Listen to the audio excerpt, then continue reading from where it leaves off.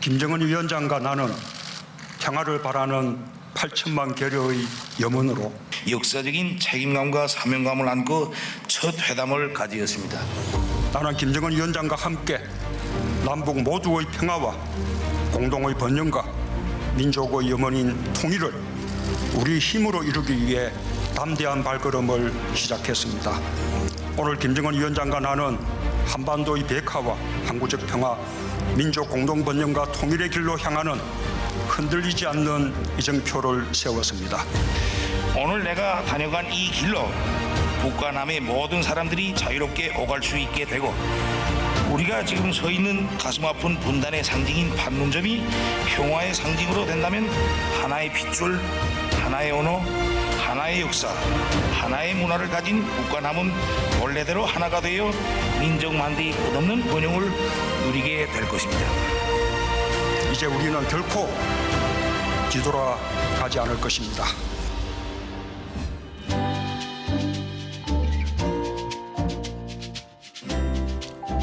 네, 안녕하세요. 매주 목요일 아침 오후 자유회를 통해서 여러분과 만나고 있는 오지원입니다. 많은 분들의 기도와 성원에 힘입어 2018년도 남북 정상회담도 주님의 은혜 가운데 마무리 잘 되었습니다. 오늘 저와 함께할 특집 방송 오 미라클 오브 갓에서는요, 다양한 관점에서 바라본 회담의 의미의 분석과 함께 기독교인 시각에서 바라본 심도 깊은 이야기를 해보도록 하겠습니다. 진실로 할 이야기 나눠줄 네 분 자리해 주셨습니다. 한 분씩 인사 부탁드립니다. 안녕하십니까, 홍은영입니다. 네. 네, 안녕하세요. 강은정입니다. 네, 강은정 씨. 네, 안녕하십니까, 이성주입니다. 아, 이성주 씨. 주선아입니다. 네, 주선아 씨. 자, 이렇게 어떻게 보면 전 세계가 주목하는 가운데 2018년도 남북 정상회담이 성공적으로 끝났는데요. 우리 한번 같이 박수 한번 해볼까요? 네. 어떻게 보면 여기 계신 분들이 남북 정상회담 이후에 특별히 더 바쁘게 지내셨을 것 같다는 그런 생각이 들었어요. 어떠셨나요? 뭐 저는 그렇게 바쁘지 않았습니다. 남북 정상회담 때문에 바쁜 것보다는 네. 뭐 제 개인 일 때문에 좀 많이 바빴고. 네, 개인사 때문에. 예. 저도 마찬가지예요. 저도 뭐 아이들 때문에 바빴지.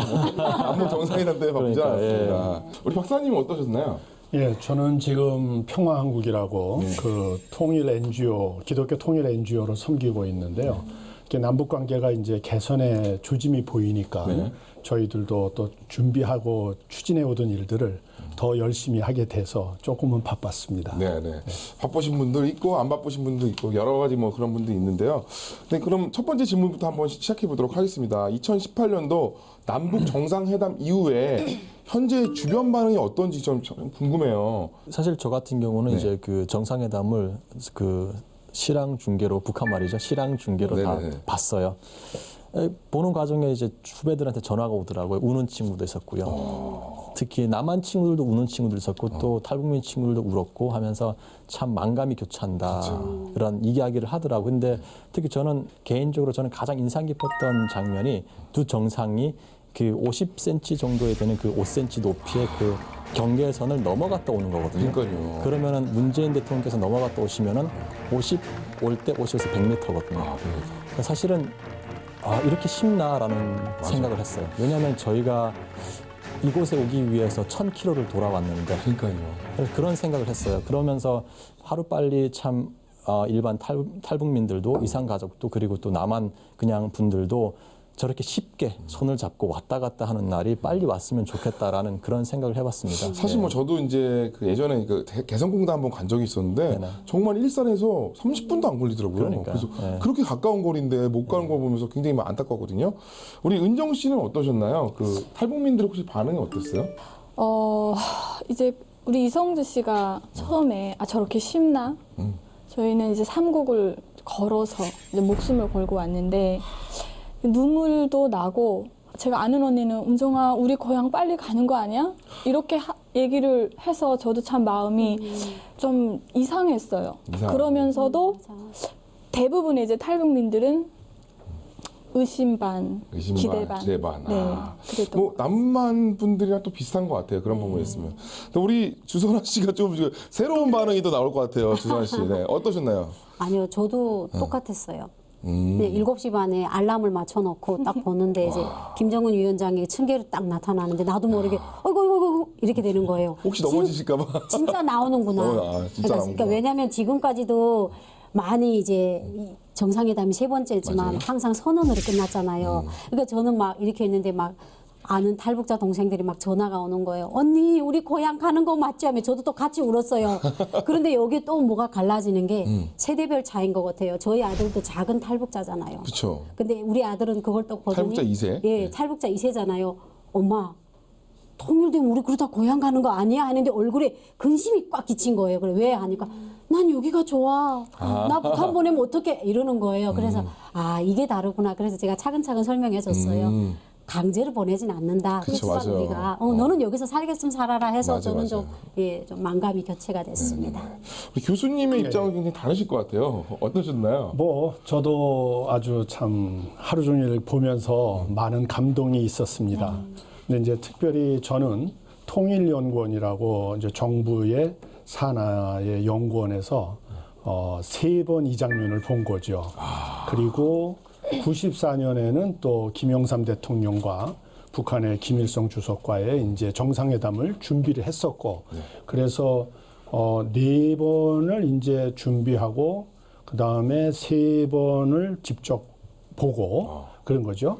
그런데 과거처럼 반복이 돼서는 안 되겠다. 이제 이 생각이 들었고, 두 번째는 그럼에도 불구하고 너무 참 하여튼 감사한 일이고 평화와 통일의 첫 발걸음을 띈 것이어서 참 감사했고, 성주군이 얘기했듯이 우리 대통령님과 북한의 김 위원장이 한걸 넘어갔다가 넘어올 땐 참 감사했는데, 우리 안에서는 그것에 대해서 이제 국가보안법의 위배다 하고 또 지적하시는 어른들이 계세요. 또 그렇게 볼 필요까지 없죠. 네. 아니 그런데 저는 그런 그 우려도 과거에 북한이 너무 많은 도발을 했었고 약속을 지키지 않았기 때문에 맞아요. 그런 또 목소리도 저는 우리가 잘 경청해야 필요하다. 된다. 맞아요. 저는 그렇게 생각을 해요. 맞아요. 뭐 여러 가지 뭐 얘기들이 있는데 뭐 그거를 잘 듣는 게 중요한 것 같습니다.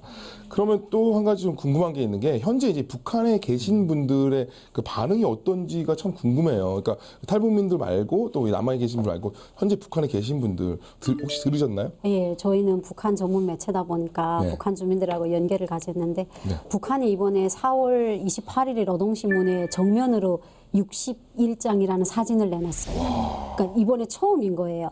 예, 그리고 이제 4월 30일에 조선기록영화를 40분짜리를 만들었어요. 그 전 과정을 긴 세월 분열과 고통, 대결과 적대의 상징으로 역사의 한복판에서 온갖 풍문을 맞고 보낸 쓰라린 아픔을 화창한 4월의 봄 계절과 더불어 끝없는 환희와 희망의 새 기운으로 태동하고 있었습니다. 그러니까 이제 북한 주민들이 우리 문재인 대통령 얼굴을 다 본 거예요. 그래서 처음에 전화가 야, 너 그 남조선 대통령이 되게 선하게 생겼더라. 뭐 이렇게. 그러니까 인심이 좋게 생겼더라. 그리고 또 두 번째로는 이젠 진짜 초코파이 맛을 보게 됐다. 예, 그러니까 이제는 개성공단이 이제 된다는 거. 그리고 또 어떤 주민들은 야, 회담을 한두 번 하냐. 아직 좀 더 두고 봐야 된다. 그냥 우리는 우리 앞에 떡이 떨어져야 떨어진가 보다 한다. 이렇게 약간 좀 반신반의하는 의견들을 많이 내놓고 있더라고요. 어떻게 보면 남한 반응과 굉장히 비슷한 것 같아요. 네, 반반 그리고 또 반응이고. 이렇게 다른 면에서 보게 되면 이제 최고 존엄이잖아요. 북한에서 현지 지도, 전면적으로 이제 현지 지도만 나가도 그 신변에 대한 그게 굉장하거든요. 혹시 위협이 있을까 봐. 예, 그랬는데 이제 제 소식통으로 이제 얘기를 하자면 목숨을 걸고 장군님께서 남조선 괴뢰도당 그쪽으로 우리 나라를 살리기 위해서 가셨다. 이래서 그러니까 그 충성의 눈물을 흘리면서 본 북한 주민들도 그렇죠. 어떻게 있었고요. 보면 지금 지도자 중에 처음이잖아요. 남한 네, 땅을 그렇죠. 밟으신. 네. 그렇다면 2018년도 남북 정상을 본 소감에 대해서 좀 얘기해 볼까요, 은정 씨? 예, 저는 이제 북한에 있을 때 김대중 대통령님, 노무현 대통령님이 북한에 오셔서 이제 그 김 위원장을 만나는 것도 다 봤고요. 대한민국에 와서는 두 정상이 남과 북 두 정상이 회담을 하는 건 10년 만에 처음 봤어요. 그쵸. 근데 그 모습을 딱 보는 순간 기도의 응답을 받는 기분이었어요. 저는 이제 기도 제목이 뭐였냐면 하나님 북한 땅에 핵이 그냥 무용지물이 되게 해주시고 우리 대한민국을 지켜달라고 북한 주민들도 이제 좀 살려달라고 이렇게 울면서 기도를 했었는데 드디어 그 길이 열리나? 예, 그러면서 일단 회담이 열린 그 자체가 하나님의 놀라운 역사. 맞아. 네, 그래서 너무 감사하면서도 만감이 교차하면서 굉장히 예, 좀 그랬습니다. 우리 선아 씨는 어떠셨나요? 저는 그 땅 남과 북을 그냥 하나의 실타리라고 생각해요. 근데 이번에 정상회담이 그 우리 실타리를 풀려면 꼬리를 찾아야 되잖아요. 그 꼬리를 저는 찾았다고 생각해요. 그럼 이제 그 꼬리를 풀어가는 과정에는 많은 변수들이 있을 수 있어요. 그렇지만 일단은 찾았기 때문에 그 꼬리 끈을 놓지 않는다면 좋은 정말 밝은 전망을 볼 수 있지 않을까 해서 좀 희망찬 메시지를 저는 받았습니다. 뭐 어떻게 보면 굉장히 쉽게 이렇게 설명해 준 것 같아요. 우리 박사님 어떻게 생각하시나요? 예, 저는 이제 작년에 그 미국과 북한의 말폭탄이 있지 않았습니까? 예, 우리가 다 알다시피. 그래서 금년에는 이제 평창 올림픽이 끝난 다음에 주한미군하고 한국군하고 이제 합동 군사훈련이 열리게 되면 한반도 위기가 올 것이다. 또 이 과정에서 북한이 핵무기를 계속 개발하면은 8월쯤에 가서 전쟁이 날 수도 있다. 이런 얘기들이 있었는데 그것이 이제 일거에 제압하는 장면이 연출되어서 너무 감사했고요. 그러면서 동시에 하나님께서 일하시는을 느꼈어요, 저는. 그러니까 물론 문재인 대통령께서 한반도 운전자론 해가지고 외교를 아주 탁월하게 잘 하셨고 또 김정은 위원장이 거기에 반응을 잘 해서 또 용기 있게 정상회담에 나왔고 그다음에 또 트럼프 대통령이 어떻든 간에 이걸 잘 최대 압박과 더불어서 최대 관여 정책을 구사하면서 북을 불러냈고 그다음에 이제 또 중요한 사람이 중국의 시진핑 주석인데 여기도 이 북한이 나갈 수 있게끔 이제 보장을 해준 것 이런 것이 맞물려서 정상회담이 열리고 있구나 하는데 그분들은 사실은 2차 동인이라고 저는 보는 거죠.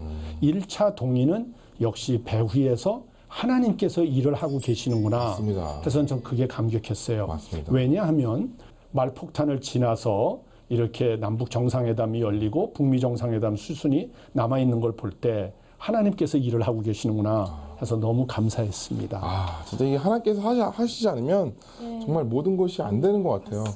특히 보면 이제 남과 북이 갈라진 지 65년이 됐는데 굉장히 좀 의미 있는 발언을 했어요. 한반도에 더 이상 전쟁은 없을 것이며 새로운 평화의 시대가 열리고 있음을 함께 선언하였습니다. 이라는 종전 선언 그 소식을 들었을 때 가장 먼저 든 생각이 어떤 생각이었나요? 우리 선아 씨. 저는 제일 먼저 들은 게 우리 항상 이제 북한에서 핵실험을 하면 우리 대한민국 젊은이들이 정말 못 살겠다 이 땅에서 난 다 이민 가겠다 이런 댓글이나 기사를 보면 정말 마음이 너무 아팠어요. 그쵸. 얼마나 소중한 조국인데 그 핵 때문에 자꾸 사람들이 질려서 다른 데로 가겠다고 하니까 너무 상처받았는데 이제는 한반도에 더 이상 전쟁이 없다고 하면 이제 우리 청년들이 이제 일단 마음을 놓고 자기 조국을 더 사랑하는 마음이 커갈 것 같고 그리고 이제 북한에 이제 10년 복무제잖아요. 근데 이제 한반도에 정전 협정이 되게 되면 그 군 복무제가 좀 줄어들지 않을까. 중요합니다. 그러면 이제 북한에 이제 군비에 돈이 정말 많이 들어가거든요. 그걸 이제 경제적으로 돌리면 북한 주민들의 생활이 지금보다 좀 나아질지 않을까. 그러니까 하여튼 좀 희망적으로 저는 좀 많이 생각을 했습니다. 저는 그 당연한 선언이 왜 이제 나왔을까라는 그런 생각을 했어요. 네. 그리고 제가 그러니까 정전 협정을 종전으로 하고 이제 한반도에 더 이상 전쟁을 안 하겠다라는 것은 남과 북이 한반도의 주인으로서 한반도의 문제를 챙기겠다라는 의미거든요. 맞아요. 그런 면에 있었을 때 남과 북이 동시에 그 미국과 그리고 또 일본과 러시아와 중국을 설득하는데 우리가 손을 잡겠다라는 저는 그런 메시지로 들었어요. 그래서 우리가 앞으로 그러니까 우리가 통일 그 전에 종전에서 평화로 나아가기 위해서 남과 북이 손을 잡고 앞으로 많은 일을 하겠구나라는 그런 생각을 했고 그리고 사실은 단순히 그 선언에서 그치지 말았으면 좋겠어요. 이것이 행동으로 이행되고 나아가서 군축까지 나가고 한반도라는 이런 갈등 분쟁 지역이 평화의 지역으로 좀 발돋움해서 동북아의 그 평화를 이끄는데 좀 주역이 됐으면 좋겠다라는 그런 생각을 했습니다. 맞아요. 어떻게 보면 이 유일한 분단 국가가 이제 우리나라인데 우리나라에서 이제 더 이상 전쟁이 없다 이 얘기가 굉장히 또 세계적인 굉장히 이슈가 된 것 같고 또 두 분이 만났을 때 그 킨텍스 쪽에서 이제 그 모든 외신 기자들이 다 만나가지고 막 박수 치고 막 그런 모습 보니까 그게 굉장히 또 굉장히 감동이 됐거든요.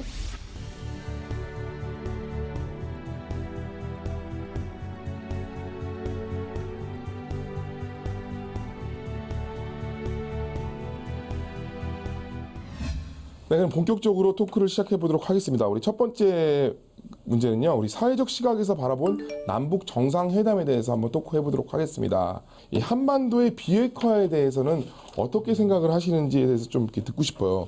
사실 비핵화라는 것은 한반도의 비핵화의 표현이 저는 뭐랄까 좀 포괄적인 의미다라고 저는 그렇게 생각을 합니다. 왜냐하면은 우리가 비핵화를 이야기할 때는 북한의 비핵화를 이야기하는 게 맞거든요. 북한이 핵을 만들었기 때문에 지금 여기까지 왔고 문제를 해결하는 데서 북한이 결자 해지를 해야 된다라고 저는 보는 입장이에요. 근데 북한이 한반도의 비핵화 그리고 또 남한도 거기에 동의를 했고 했기 때문에 우선 한반도의 비핵화를 이야기했기 때문에 북한의 태도가 저는 중요할 것 같아요. 맞아요. 이야기한 상황에서 어떻게 북한이 비핵화를 위해서 그냥 말이 아니라 행동으로 나아갈지를 우리가 좀 더 지켜봐야 된다. 그리고 지켜보고 북한이 정말 비핵화를 위해서 노력을 하는 그런 행동 변화라든지 여러 가지 그런 행태가 보인다면은 사실은 북한이 적극적으로 국제사회에 편입을 할 수 있게끔 도와줘야 된다라고 저는 봅니다. 예.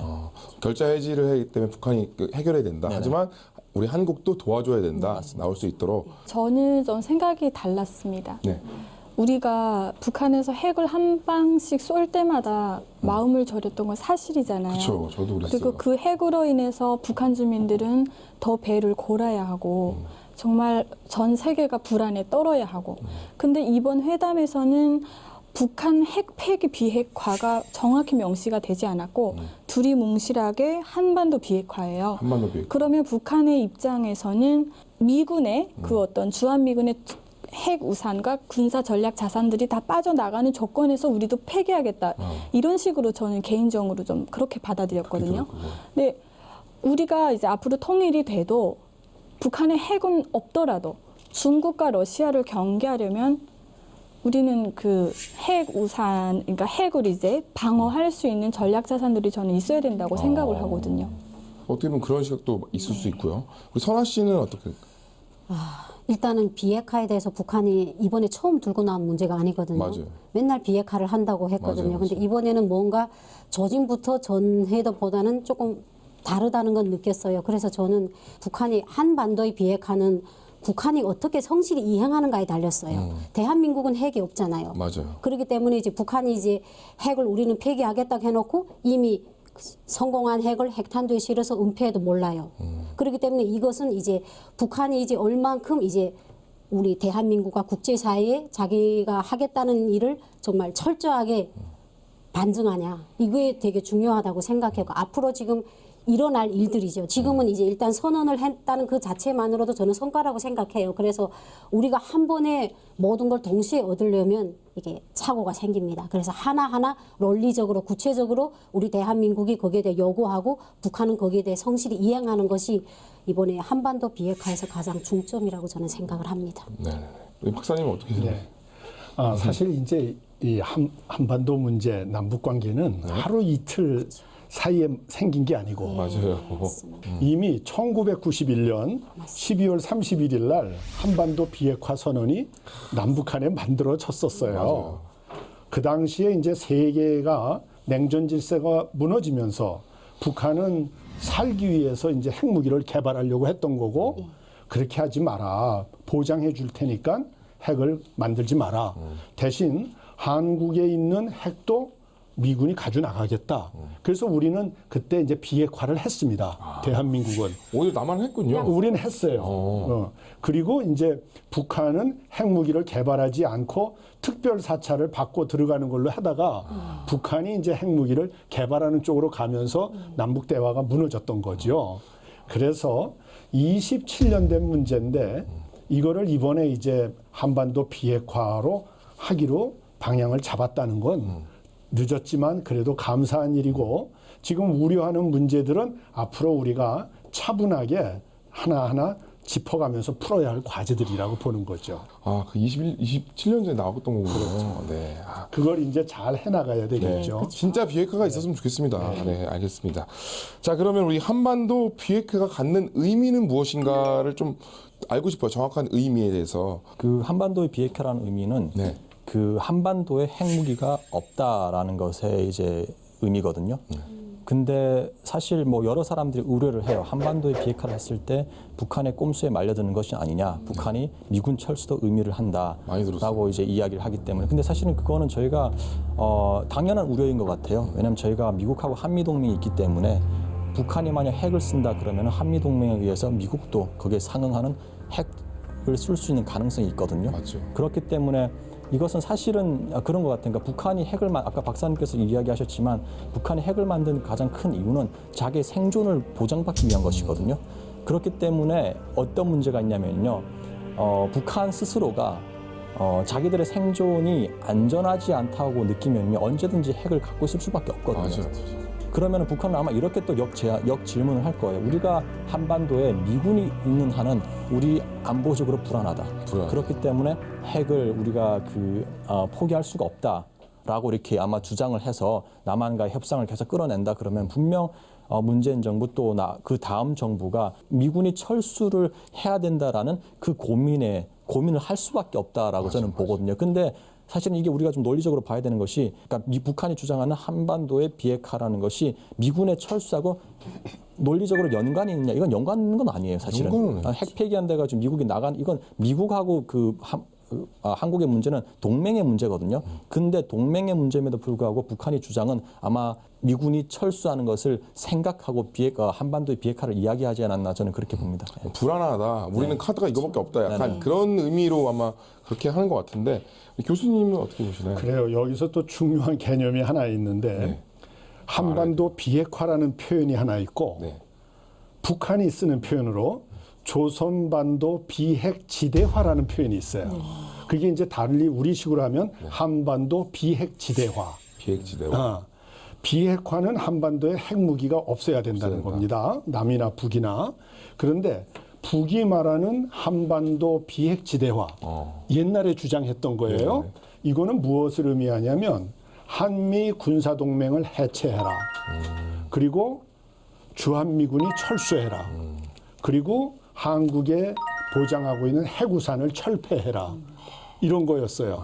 그러니까 평화협정을 체결하면서 한반도 비핵지대화를 만들어서 주한미군을 철수시키고 북한의 통일 전략에 따르면 공산화 통일을 이루어가기 위한 거예요. 그러니까 북한의 통일 전략을 좀 알아야 되는데 얘기가 너무 학술적으로 가서 조금 죄송해요. 그렇지만 북한은 통일하는 방식이 두 가지가 있다고 그래요. 하나는 평화적인 방도, 다른 하나는 비평화적 방도. 근데 비평화적 방도는 뭐냐면 6.25 때처럼 남침해서 무력으로 통일하는 게 비평화적 방도예요. 그리고 평화적 방도는 남쪽에 북한식으로 표현하면 인민정권을 수립해서 그 사람들 인민정권과 북한의 사회주의 정권이 평화적으로 합쳐져서 공산화 통일하는 걸 평화적 방도라고 그래요. 그런데 인민정권이 들어서려면 두 가지가 필요한데 하나는 남쪽에서 국가보안법을 철폐하는 거예요. 그러니까 북한이 앞으로 국가보안법 철폐를 주장하면 그건 우리가 받을 수 없다는 걸 명확하게 얘기해야 돼요. 두 번째는 주한미군을 철수하는 거예요. 그렇게 해서 그런 정부하고 만들어진 정부하고 하겠다는 거예요. 그러니까 주한미군 철수시키고 남쪽에 국가보안법 철폐시키고 그래서 인민정권을 등장시켜서 거기하고 이제 통일하는 걸 북한이 꿈꾸는 평화적 방도에 의한 통일이라고 그러는 거예요. 그러니까 우리로서는 그 조선반도 비핵지대화 달리 표현해서 한반도 비핵지대화 이 북한이 핵무기를 포기하는 조건으로 한미동맹을 포기하고 핵무기를 빼고 한국에 대한 그 핵우산을 철폐하고 이런 식으로 나간다면 이거는 받을 수 없다. 우리는 그렇게 가는 건 안 된다. 그러면 우리가 북한한테 줄 수 있는 건 뭐냐? 북한이 우려하는 지금 북한 체제, 이거는 반드시 보장을 해줘야 돼요. 그리고 저들이 함께 평화의 길로 나올 수 있게끔 체제를 보장해주고 체제 보장을 해줘야 되는 거죠. 그래서 거기에 핵심은 뭐냐면 지금 미국이 북한을 핵 선제 공격의 대상으로 만들어놨어요. 그런데 앞으로 미국은 북한이 핵무기를 포기할 때 핵 공격 절대 안 할 것이다. 그리고 반드시 보장하는데 경제적으로도 도와줄 것이다. 그리고 아까 우리 성주군이 얘기했듯이 국제사회로 나오는 것도 맞아요. 우리가 도와주겠다. 우리의 미국이 원하는 건 평화로운 한반도와 동아시아를 만드는 것이다. 이렇게 간다면 한반도 비핵화는 이루어낼 수 있을 것이다. 예, 이거 잘 개념을 한반도 비핵화와 한반도 비핵지대화는 잘 구분하면서 가야 된다. 진짜 어떻게 보면 진짜 저희들이 몰랐던 부분을 이렇게 쏙쏙 얘기해 주시니까 굉장히 쉽게 좀 받아들일 수 있는데 사실 이건 저희 개인적인 질문인데 저는 이런 얘기들 굉장히 많이 들었어요. 무슨 얘기를 했냐면 우리도 뭐 이렇게 가다 보면은 저기 뭐 베트남처럼 공산국가가 되는 게 아니냐. 그럼요. 전 그런 얘기들을 굉장히 많이 들었거든요. 그래서 그 부분에 대해서는 어떻게 생각하세요? 이건 개인적인 질문 한번 물어보세요. 그러면 그 아주 우려의 목소리는 과거에 지난 73년에 우리 대한민국 사람들이 경험했던 역사적 근거에 의해서 나오는 목소리이기 때문에 틀렸다 이렇게 얘기할 것이 아니라 그런 우려하시는 분들의 얘기를 잘 경청해서 북한 당국한테 얘기를 해야 돼요. 그래서 이렇게 가는 거는 남쪽에서 절대 용납할 수가 없다. 그래서 북한이 옳은 방향으로 나오게끔 하는데 우리 우려하는 목소리를 잘 우리가 전달해 줘야 된다. 그 우려하는 목소리, 공산화 통일이 될 수 있다, 베트남식 통일이 될 수 있다는 걸 아니야, 당신들이 틀렸어. 이럴 것이 아니라 이런 역사적 경험을 우리가 반드시 기억해야 된다. 그러니까 저는 좋은 단어가 하나 있다고 생각하는데 용서는 하되 잊지는 말아라. Forgive, but don't forget. 맞습니다. 용서는 하되 잊으면 안 된다. 잊으면 바보가 되는 거죠. 맞아요. 네, 그래서 그런 우려의 목소리도 경청해야 된다고 생각을 합니다. 저는 사실은 교육에 대한 교류가 있었으면 좋겠어요. 1년에 주기적으로 뭐 김일성 종합대학 학생들 아니면 서울에는 뭐 서울대학교 학생들이 누구 체제가 더 좋냐? 우리가 통일을 어떻게 해야 될까? 우리가 그런 걸 상상을 해봤어요. 기차를 타고 대한민국에서 중국 러시아 간다? 상상 못했죠.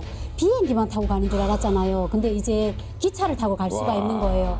김정은 위원장도 스위스에서 공부를 했어요. 맞아요.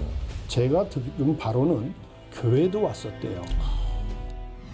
자, 우리 좀 다른 주제로 한번 가보도록 하겠습니다. 이산가족 상봉에 대해서는 또 어떻게 생각하시는지. 네, 이산가족 얘기를 하면 참 마음이 아프고 너무 눈물부터 자꾸 나는데요. 이산가족이라는 게 우리 1945년 해방 시기부터 6.25 때 그리고 이제는 앞으로 나와서는 탈북민들까지 이어졌잖아요. 이때까지는 어떤 정치적 이벤트로 우리 대한민국을 항상 원했어요. 근데 북한에서는 이것을 정치적 이벤트로 선물식으로 줬단 말이에요. 그래서 북한에서 자기들이 이제는 화해 모드로 가자고 나온 이상 이산가족에 대한 문제만큼은 정치적 이벤트가 아니라 그냥 정말 이건 인도적 차원에서 남과 북의 어떤 사이가 좋고 나쁘고를 떠나서 이산가족 문제만큼은 정기적으로 계속 만나게 해주자. 그리고 나아가서는 남, 북, 고향 방문도 좀 시켜주자. 네, 저는 되게 좀 슬프지만 이 6글자가 사실 슬픕니다. 그렇지만 저는 슬프게 받아들이지 않았어요. 맞아요. 왜냐하면 사람이 모든 걸 슬프게 받아들이면 내 자체가 모든 게 낮아져요. 그래서 저는 일단은 이제 우리 이산가족 분들이 80을 다 넘기신 분들이잖아요. 그래도 그게 남북 이산가족 상봉은 사람과 사람이 만남이 아니라 민족의 수건이에요. 맞아요. 그래도 그게 이제 8월 15일을 계기로 열려서 너무 다행이고 우리 대한민국은 공정한 방법으로 신청을 받아서 이산가족 상봉을 하는데 문제점은 북한이거든요. 북한은 이제 이산 가족을 신청을 받습니다. 받는데 이제 그 받는 사람들을 다 접수하는 게 아니라 이 사람이 나는 남한에 누구를 만나고 싶다 하면 이 사람이 당 생활을 잘하냐, 인민반 생활을 잘하나 이런 정치적인 검토가 들어가는 겁니다. 그러면 이제 진실을 만나고 싶은 가족들이 못 만나고 세상을 뜨는 그런 안타까운 일들이 너무 많아져서 안타깝다. 아까 말씀하신 것처럼 정치 이런 게 상관없이 그저 맞아요. 우리 순수 혈육을 만나는 그런 아름다운 것에만 몰두를 했으면 좋겠다. 역시 퀄리티 있는 네, 여성분은 저는 다르시네요. 또 하나님께 기도드리고 싶습니다. 그냥 들어주실 거죠? 다른 생각 안 들고 그냥 사람이 문제다 이렇게 생각이 안 되는. 사람과 사람 만나는 게 먼저가 아니까. 네, 맞습니다. 네. 이 사람부터 알면 예. 사람이 문제입니다. 네. 좋습니다. 좋습니다. 자, 우리 성주 씨는 어떻게 생각하시나요? 저도 뭐 이산가족 문제는 참 마음 아프게 바라보는 문제고 그리고 사실은 이념과 정치를 떠나서 이거는 사람의 문제거든요. 맞아요. 그리고 우리가 정치가 존재하고 이념이 존재하는 것은 사람의 삶을 윤택하게 만들기 위해서 존재하기 때문에 우선 우리가 먼저 생각한다 그러면은 당연히 이산가족은 뭐 8월 15일이 아니라 여건만 된다면은 그 전에도 맞아요. 만나는 게 맞다고 어떻게 보면 저는 제일 중요한 문제인 것 같아요. 만나는 게 맞다고 보는 입장이고 그리고 제가 이산가족분들 몇 분 만나 보니까 이산가족 할 때는 막 설렌대요. 자기 형제 자매들 만나야 되니까. 근데 갔다 와가지고 그렇게 처진대요. 그리고 오히려 병 얻어서 돌아가시는 분들이 상당수가 있거든요. 그 말은 뭐냐면은 이분들이 와가지고 마음의 병을 얻는 거예요. 그래서 이산가족 상봉에서 그치는 것이 아니라 마음의 병은 글로 써서 보내고 왔다 갔다 서신교환도 저는 반드시 필요하다고 보는 거고요. 그리고 목소리가 듣고 싶다 그러면은 지금 이 4차 혁명 시대에 얼마나 그 인터넷이 발달됐어요. 그래서 북한 인프라가 부족하다 그러면 우리가 도와주는 거예요. 그래서 이산가족 분들이 수시로 통화하게끔 또 우리가 도와줄 수 있는 그런 데까지 저희가 좀 확장해서 이산가족 상봉을 좀 바라보면 좋지 않을까라는 그런 생각을 해봅니다. 예. 아, 진짜 저 말이 맞는 것 같아요. 어떻게 보면 그냥 보고 언제 만날지 모르고 헤어지면 더 마음에 이게 뭔가 이렇게 쌓이지 않을까? 이렇게 생각이 듭니다. 우리 박사님 어떻게 생각하세요? 예, 저는 대한민국 국적으로서 이산가족이 된 분들을 기억하고 그 문제를 풀어내야 된다 이렇게 말씀드리고 싶어요. 6.25 전쟁 때 싸우다가 북한에 끌려간 국군 포로들이 있습니다. 그분들의 만남 또 휴전 이후에 국내외에서 많은 분들이 또 끌려갔어요. 맞아요. 예, 납북되고 또 어부들도 끌려간 적이 있고 해외에서 납치된 분들도 있어요. 이분들도 만날 수 있게 해드려야 된다. 그리고 가장 최근에 있었던 일로서 7명의 우리 그 선교사님들이 지금 평양에 이북에 억류되어 계세요. 2013년에 한국 국적의 김정욱 선교사님, 2014년에 억류되신 김국기 선교사님, 최춘길 선교사님, 그리고 2015년에 이제 또 억류되신 우리 미국 국적의 한국계 미국 국적이죠. 김동철 목사님, 그리고 2017년에 억류되신 김상덕 교수님, 그리고 김학송 선교사님, 그리고 이제 중국 조선족 형제로서 억류되어 있는 장만석 선교사님, 이 7분의 선교사님들도 이산가족에 반드시 들어가서 나오셔야 된다. 저는 이분들을 위해서 지금 1년 넘게 연속 릴레이 금식 기도를 하고 있는데 이분들이 풀려나셔야 된다. 그리고 꼭 가족의 품으로 돌아오실 수 있어야 된다. 이렇게 생각을 합니다. 너는 어떻게 이렇게 이름을 잘 해보시나 했는데 진짜 뭐 써있는 거 아니거든요. 이름 잘 해보시네. 정말 이 마음으로 기도했다는 게 정말 느껴져요. 정말.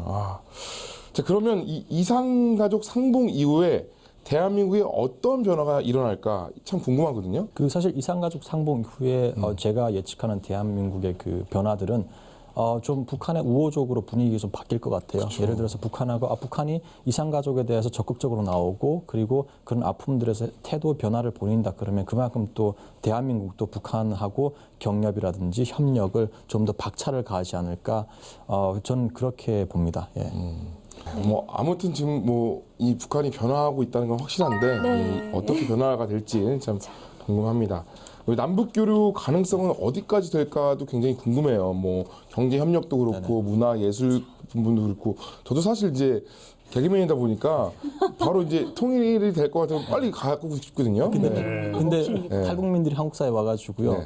개그를 보고 안 웃습니다. 안 개그 웃죠. 코드가 다르기 때문에. 그래서 좀 여기 있는 동안에 좀 탈북민들을 만나면서 북한의 개그 코드가 뭘까를 좀 고민하시면은 바꿔야 삽니다. 이게 뜰 수 있잖아요. 있습니다. 그 적응, 탈북민들이 적응했다, 못했다, 뭘 보고 아냐면 개그를 보고 웃으면 적응한 거예요. 갈갈이를 맞아요. 보고 이제 웃는다 하면 이 사람은 적응했구나라는. 아, 네. 어떻게 해야 좀 느낄 수 있나요? 어떤 거를 많이 웃나요? 그거 뭐 맨입에 되나요? 평양냉면이라도 드리면 어떻게 해야 되나? 꿀팁을 좀 알려주셔야지. 왜냐면 제가 끝나고 알려드리겠습니다. 예. 북한 주민을 제일 먼저 웃길 수 있는 첫 번째 개그맨이 되기 위해서 지금 열심히 하고 있거든요. 아, 좋습니다. 네, 좋습니다.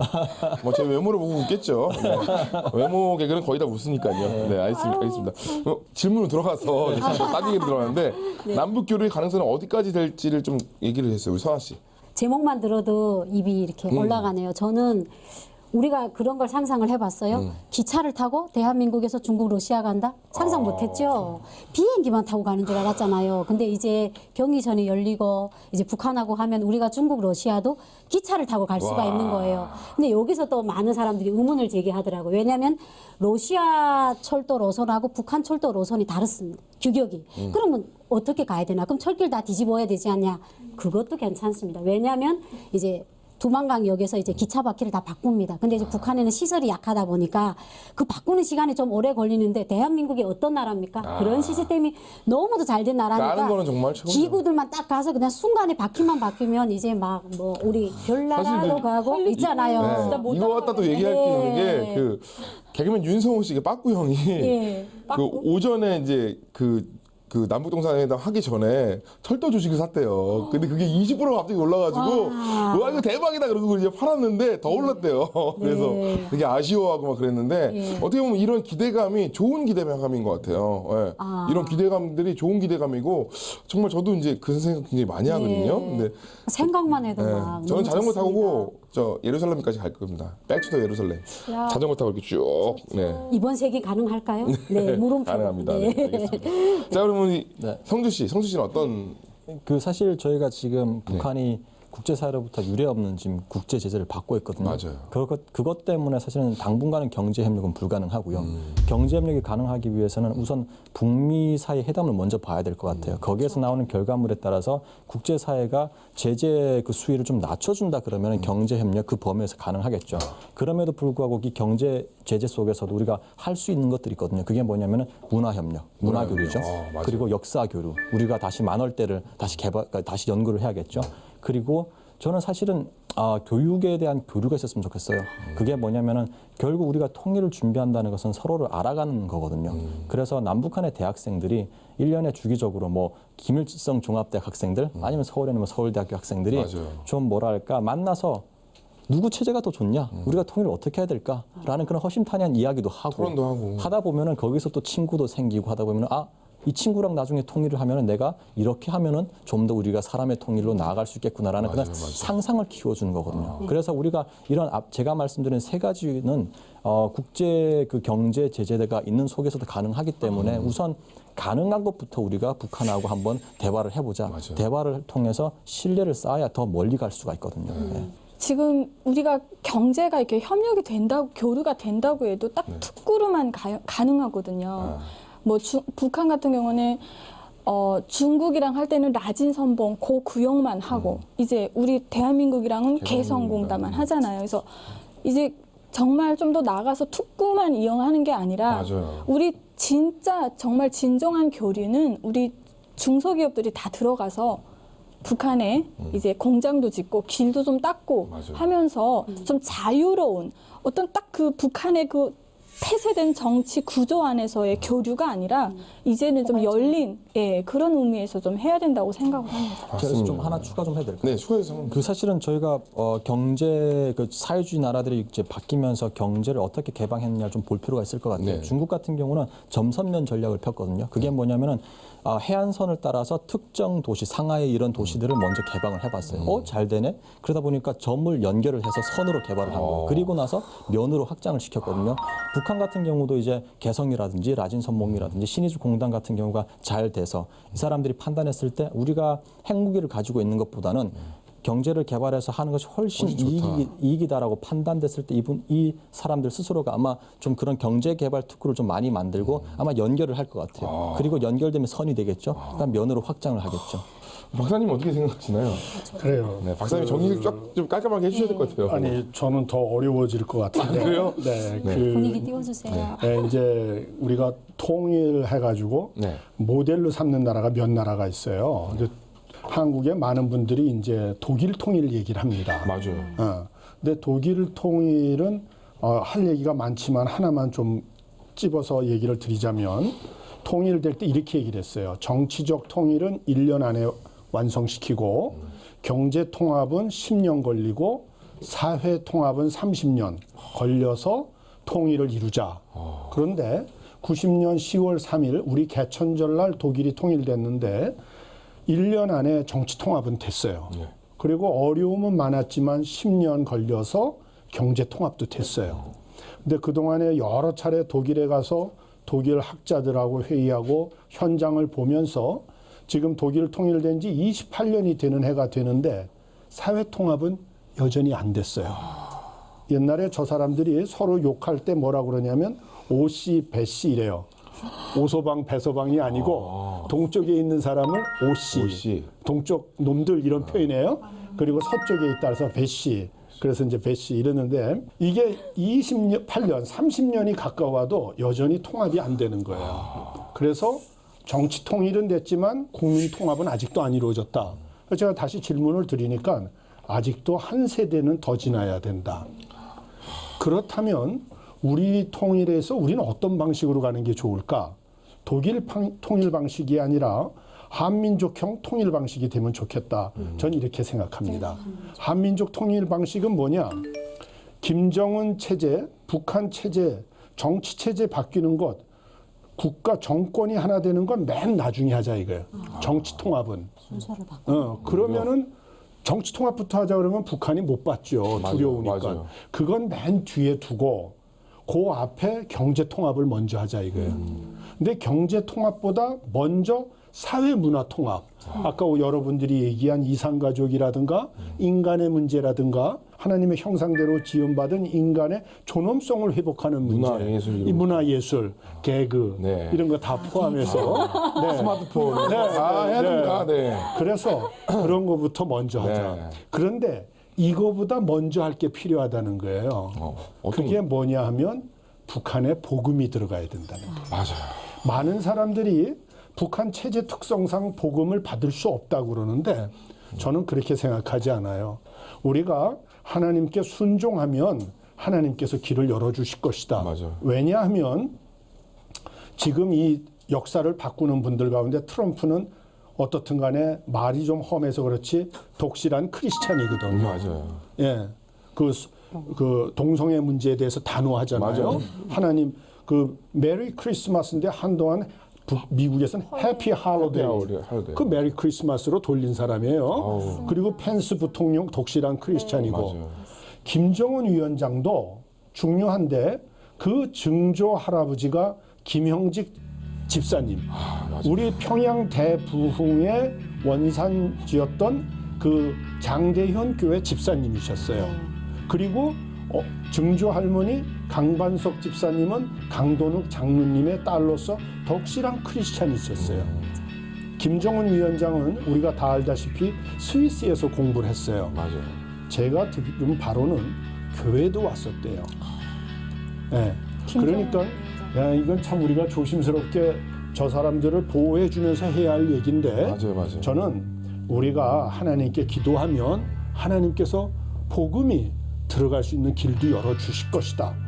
불가능을 가능케 하시는 하나님을 믿음으로 복음이 제일 먼저 들어가서 역사가 일어나면 로마가 그렇게 기독교를 탄압했지만 콘스탄티누스 황제가 예수를 영접함으로써 로마가 기독교 국가가 됐거든요. 맞습니다. 그렇게 기독교를 탄압하던 북한이 김정은 위원장이 예수를 영접할 수만 있게 된다면 이 모든 과정이 한반도형 복음 통일이 일어날 수 있다. 그런 맥락에서 우리가 남북교류의 가능성을 사회문화가 제일 필요한데 그중에서도 제일 먼저 북한식으로 말하면 선차적으로 복음이 들어갈 수 있게끔 우리가 기도하고 노력해보자 이렇게 말씀을 귀한 드려보고 싶어요. 말씀이시네요. 어떻게 보면 진짜 저희가 가장 중요한 문제인데 이 중요한 문제를 생각하지 않는 것 같아요. 그리고 우리 기독교인들이 복음이 가장 중요하다고 생각하지만 오히려 믿음이 더 없는 게 복음은 들어가기 힘들어라는 강력한 믿음이 있는 것 같아요. 그러니까 안 좋은 그 부정적인 믿음이 있는 것 같아요. 사실 복음을 어떤 것도 다 뚫고 나갈 수 있거든요. 그렇죠. 근데 그렇게 생각을 안 하는 우리의 생각부터 일단 바꿔야 어떻게 보면 복음이 먼저 들어갈 수 있지 않나 이렇게 생각이 듭니다.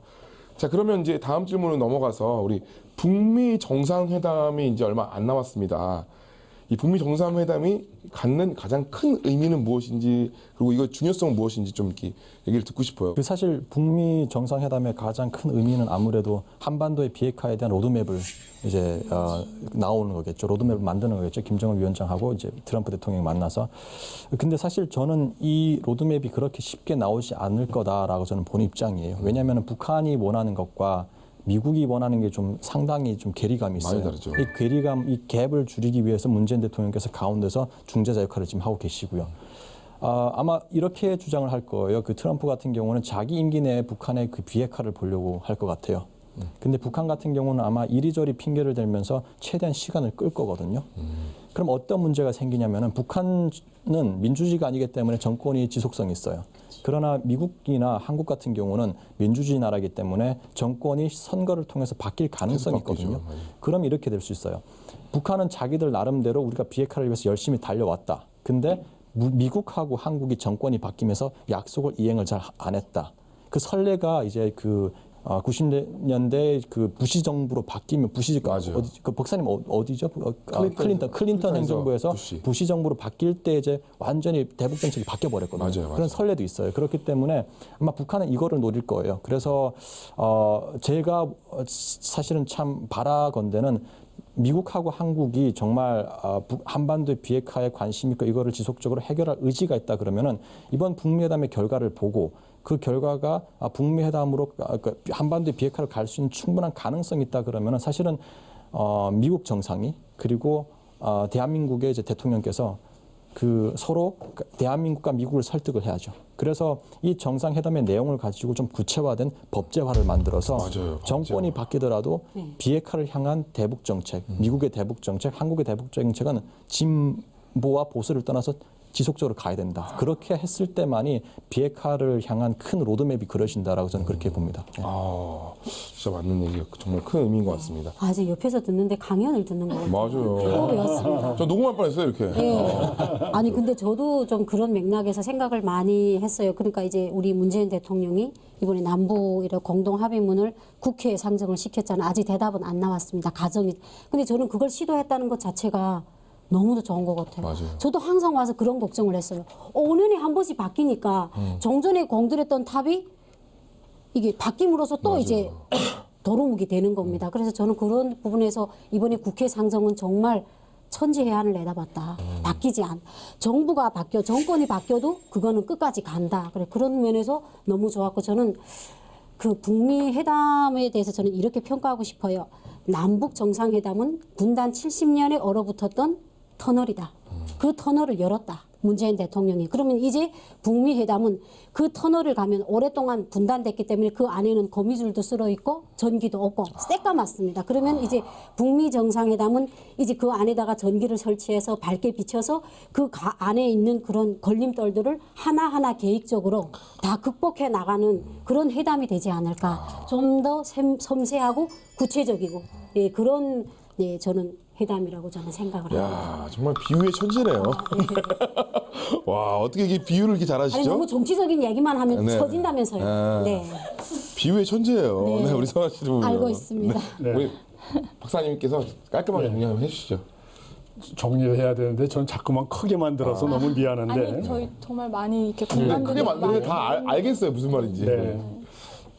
이 북미 관계는 이게 갑작스레 나온 게 아니고 역사적으로 1988년에 우리 보수 정부였던 노태우 정부 때 77 선언이라는 게 발표가 됩니다.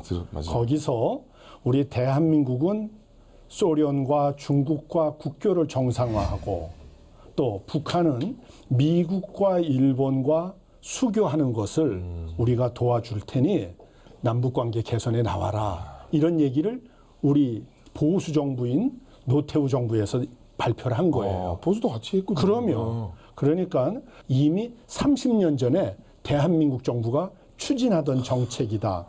근데 이제 이번에 이것이 열리게 되는 거다. 그럼 이것의 의미는 뭐냐? 제2차 세계대전이 끝난 다음에 세계 질서는 공산주의 진영 대 자유 진영으로 양극화가 돼요. 그런데 88 서울 올림픽을 통해서 이걸 본 동굴아파의 노동자들과 지식인들이 공산주의가 잘못된 거 아니야? 해서 혁명을 일으켜서 폴란드, 체코, 헝가리 끝내는 동독, 독일 통일 그리고 종주국인 소련까지 무너지는 역사를 대한민국이 만들어내는 겁니다. 하나님께서 우리에게 주신 너무 귀한 기회예요. 그런데 동아시아에서는 미국, 일본, 대한민국 대 소련, 중국, 북한의 이중 삼각 대립구도가 만들어졌어요. 2차 세계대전 끝난 이후. 그런데 이 질서가 한번 흔들리는 게 1972년에 닉슨 대통령이 중국에 가면서 미중 관계 개선이 이루어져요. 그리고 79년에 카터 대통령 때 미중 수교가 돼요. 그래서 동아시아에 있어서도 이 삼각 대립구도가 조금 흔들려요. 근데 핵심은 어디냐? 남북한의 대립이에요. 우리는 2차 세계대전을 일으키지 않은 민족인데 일본 대신에 우리가 분단이 됐어요. 독일이 2차 세계대전의 주범이기 때문에 분단됐던 거거든요. 그러나 우리는 희생국가인데도 우리가 분단이 됐던 거예요. 그리고 세계의 고통을 또다시 짊어진 게 남북한 문제였어요. 이거를 풀어내려고 했던 것이 노태우 정부예요. 근데 그때 그런 노력을 해서 남북관계를 개선하고 동아시아 질서를 바꾸고 평화와 통일을 이루어가려고 했던 거예요. 그런데 안타깝게도 우리는 소련하고 중국하고 수교를 했어요. 90년과 92년에. 그렇죠. 근데 북한은 못한 거예요. 30년 동안. 근데 이번에 북미 이제 정상회담이 열리게 된 거예요. 그래서 북한이 살 수 있는 길이 열리는 거죠.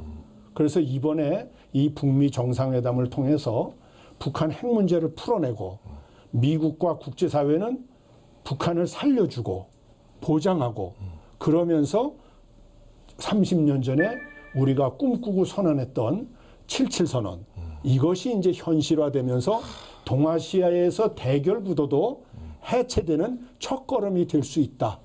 그래서 우리 기독교인들은 이때야말로 정말 기도를 하면서 하나님께 은혜를 구했으면 좋겠다 이런 생각을 해봅니다. 오늘 정말 뭐 좋은 얘기 너무 많이 했는데요. 사실 뭐 제가 생각할 때는 정말 우리나라가 끝까지 이 전 세계에서 유일한 분단 국가고 또 우리나라 안에도 어떻게 보면 뭐 보수다 진보다 많이 갈라져 있고 뭐 지역에 따라서 많이 갈라져 있고 또 기독교 안에서도 막 굉장히 많이 갈라져 있죠. 이 작은 나라가 이렇게 많이 갈라져 있는 이유가 뭘까라는 생각을 하는데 어떻게 보면 하나님의 굉장히 페이버가 있는 나라가 아닌가 이렇게 생각을 합니다. 우리 나라를 통하여서 많은 나라들이 이렇게 연합을 하고 어떻게 보면 연합을 풀어낼 수 있는 민족이기 때문에 더 사단의 공격들이 더 많은 그런 것이 아닐까 이렇게 생각이 좀 들었어요. 오늘 박사님 얘기 듣고 얘기를 들으면서 우리가 정말 우리 기독교인들이 먼저 기도하고 예배함으로써 정말 이렇게 하나가 돼서 정말 교회가 하나가 돼서 어떻게 보면 교회가 정답이 아닐까 이렇게 생각이 듭니다. 우리가 교회가 정말 기도하는 우리 크리스찬이 됐으면 좋겠습니다. 어느새 저희가 준비한 오 미라클 오브 갓 1부 마칠 시간이 됐습니다. 다음 2부에서는요 종교적 시각에서 바라본 남북 정상회담에 대한 이야기가 이어집니다. 그럼 저희는 다음 시간에 다시 찾아뵙도록 하겠습니다. 우리 다 같이 인사할까요? 다 같이 안녕. 감사합니다. 우선 한국 사회에 3만 2천 명의 탈북민들이 와 있거든요. 어쩌면은 3만 2천 개 교회가 내려온 거예요. 한국에 있는 탈북민 3만 2천 명만 보는 게 아니라 중국에 떠돌고 있는 30만 명도 우리가 봐야 된다고 생각을 합니다. 우리한테 제일 중요한 건 북한에 있는 2,500만 동포들의 영혼 구원이에요. 교회의 목적, 기독인의 목적은 통일이 아니에요. 하나님 나라에 있어요.